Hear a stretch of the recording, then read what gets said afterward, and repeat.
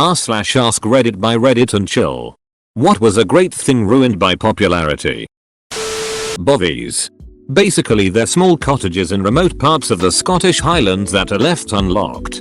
Free to be used for shelter by people traveling the mountains. They're not well furnished or anything, but they act as a freely usable weatherproof shelter for anyone to use in a country where summer usually just means the rain is slightly less frigid. It used to be that they weren't too well known. The hill walking community used them, maintained them, and everyone observed an unwritten code of conduct where you'd make sure to leave it tidy, clean and ready for the next person to use. However, they suddenly experienced an upsurge in awareness, and a lot of them suffered for it. People would go to them so they could have a piss up in a scenic location and leave them covered in rubbish and shit. Literal shit. They're normally refurbished from long abandoned houses and frequently don't have toilets, so they're equipped with a shovel to bury your waste. People seem to think they were free holiday homes that they could just take over. Some people just vandalized them for the fun of it. As a result, they suffered quite a bit. They should offer a shelter from bad weather and a safe place to sleep. But now you have a bunch of entitled, lazy assholes who go and wreck them. That's so sad. We have cabins like that up here in Alaska and the Yukon, but fortunately there are so few people that they are in good shape. eBay. I remember being able to get an absolute bargain for almost anything I wanted. Now, every shop puts their shit on eBay. The other problem with eBay is it completely messed up people's perceptions of what stuff is worth. Someone will see some shitty thing on eBay listed for like $500 and be like, oh, that's what it's worth. But it's been listed for $500 for 2 years and nobody bought it cause that's crazy. Then someone at a flea market or Craigslist is like, oh, it's on eBay for $500 so I'll give you a deal. $450. To some extent, amusement theme parks. They have to be popular to justify building new, state-of-the-art attractions, but eventually get so crowded that you need to buy special passes and get on a ride in less than 2 hours and can barely even find a place to sit when you want to rest for a minute. I live near Six Flags Great America, outside of Chicago.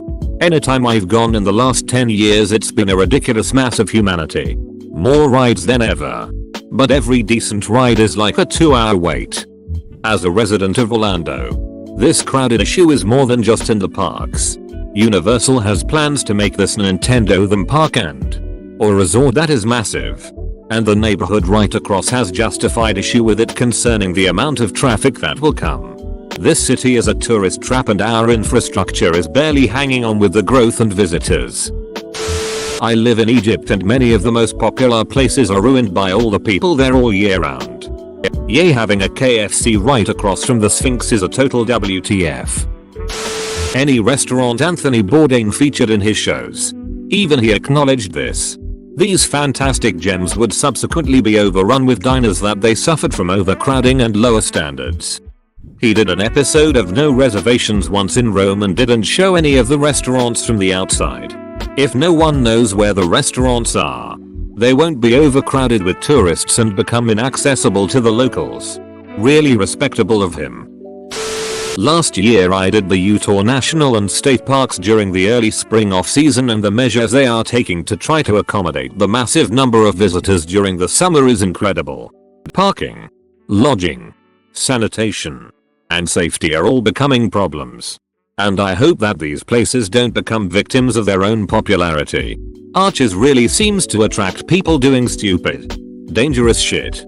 The iconic delicate arch is like a magnet for morons who don't prepare for the trail, take risky selfies, vandalize and climb on things, and drink in places where there's 360 degrees of cliffs around you. Stupid and dangerous is a pretty low bar in many of those areas. We went to Arches on a family vacation back in 1989 or 90. Dad planned us a long hike. Something like 14 miles. Dad, Mom, my brother, 10, and I, 7. We had a lot of fun. Lots of cliffs. Several places where we, the kids, had to jump across crevices that were probably 20 feet deep. And sections along the ridge of large formations with a probably death level of fall on either side. I didn't find out until I was about 25 and we were talking about that trip that we were way out of our depth and that dad was legitimately worried that this was going to become a capital P problem somewhere along the way. My mom still gets mad at him about it from time to time because it was stupid and dangerous and put us at risk. His mistake? Underestimating the amount of water we should take for that hike. And not appreciating the difference between 10 miles in the Smoky Mountains and 10 miles in the Utah Desert. Side note. It's a testament to my parents' ability to keep their shit together under stress that we kids never knew that anything was wrong. They kept moving forward because anything else wasn't going to be helpful. And getting us scared would have been extremely counterproductive. Now it's a family lesson in both not making stupid decisions and in dealing with problems constructively. Have you ever noticed there's a threshold where a song gets too popular and will live on with the memory of everyone thinking it was overplayed and annoying? Despacito. The summer it was popular. I remember turning on the radio and switching through stations. And it was always on at least one. Okay, I'm going to mix it up. Silphium. The plant used as a form of, likely very effective, birth control in the ancient Mediterranean. For this reason, and because it was apparently delicious, it gained popularity as a spice, aphrodisiac, and general cure-all and became worth its weight in gold. Julius Caesar stockpiled the stuff. And it is one of the most plausible origins of the heart symbol, and the association of that symbol with romance and doing the sex to people. Unfortunately, it only grew wild in and around Cyrene. And over-harvesting by the Romans after their takeover of the city drove silphium into extinction by the time of Nero. And that's why we had to wait 2000 years for the pill. Huh. That's interesting. Most of the historic monuments. The amount of markings all over them makes me sick. There is graffiti left by Roman soldiers and Napoleonic soldiers in Egypt. Which was pretty neat to see tbh. Beaches. Once tourism starts, it usually has devastating effects on the flora and fauna. They had to close a beach off from the public in Thailand to give nature time to recover. Edit for grammar. Edit to give more information. I was talking about Maya Bay, which was made famous by the movie The Beach. Yes. The one with Leo. Despite its isolation, the bay attracts so many tourists there isn't even any room to lay down on the sand. The bay is closed off until officials believe the coral has rejuvenated sufficiently. They had a similar problem with the poppy reservation a year or so ago. There was a super bloom that resulted in fields of beautiful orange flowers. People kept visiting and taking pictures in the poppies. The problem was that these flowers were rather delicate. If you stepped on a patch too many times, there was a good chance the plants in that patch would die. They had designated paths all along reservation and signs telling people to stay on the path, but they kept ignoring them. There were a ton of dead patches in the poppy fields. There were also a ton of Instagram photos of people laying in patches of poppies. Mount Everest. Especially since there's only 1 or 2 days a season that people climb, when conditions are optimal. There are literally queues of people waiting to go up some sections, and the overcrowding contributes to the number of deaths there each year. That's before you even start to think about the rubbish trash left up there. The tourism to empty Everest has become the primary income for a lot of people in that area, so it's not surprising the guides and Sherpas continue to take people up in large numbers, but it does seem sometimes like the numbers are unsustainable and downright dangerous. I've never been there and never will go, but it fascinates me, so I read about it all the time. So much litter at or near the summit and all along the way up. The Sherpas do try to clean what they can, but up in the death zone, every ounce of what you are carrying matters tremendously, so very little can be done to get rid of all the oxygen canisters and things left laying around. Basically any hit song gets overplayed, so you end up hating it cause you can't escape it. Also probably a fair bit of TV shows. Rick and Morty is still good, but the popularity led to creating a cringy ass fan base which can turn a lot of people off. Basically any hit song gets overplayed, so you end up hating it cause you can't escape it. The worst is when it gets so popular it ends up being used in a DreamWorks movie. Haven't seen it happen yet, but waiting for the day that bad guy is used in a Despicable Me style preview montage of a super bad supervillain that we're totally going to come to love because they have a heart of gold. Visiting Iceland. I absolutely fell in love with the country when I was there.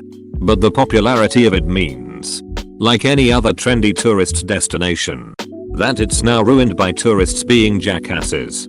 I grew up near a national park that is also now ruined by overcrowding. So maybe I have a lower threshold for that sort of stuff than most.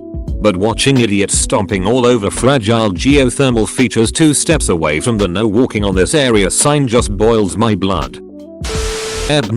The idea of renting free room or sofa isn't bad at all.